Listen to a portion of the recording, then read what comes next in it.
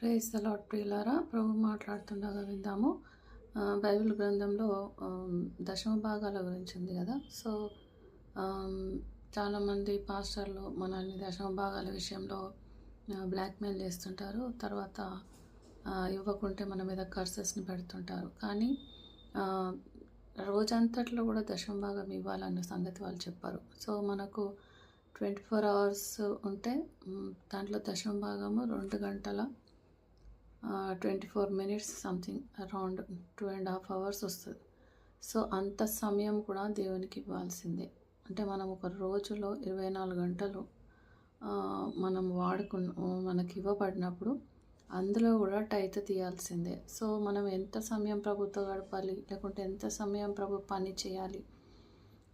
2.5 గంటలు మనం బైబిల్ ఎంతసేపు చదువుతున్నాం చూడండి, ఒక 5 minutes కూడా చదవట్లేదు.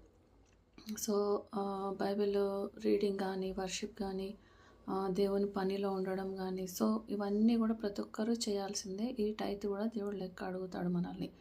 కాబట్టి టైత్ గురించి డబ్బులే కాదు, మనకి ఏది ఉచితంగా ఇచ్చాడో దాంట్లోంచి మనం తీయాల్సిందే. సో మనము ఎలా టైం స్పెండ్ చేయొచ్చు, 2.5 hours దేవునికి ఎలా ఇవ్వచ్చు. మనకే ఒక సెకండ్ మనం పరిగెత్తుతున్నాం కదా టైం తోటి.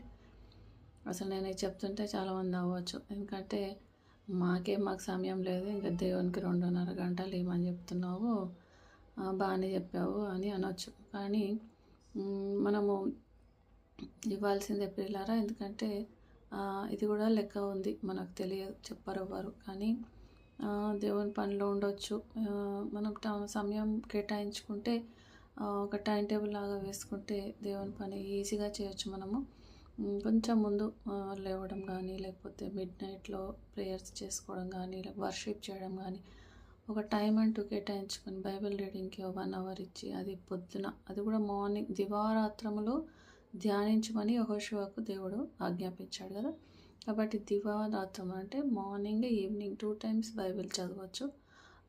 చదవచ్చు కదా, చదవాలి, అది రూల్. అది చాలామంది చెప్పరు మన పాస్టర్స్.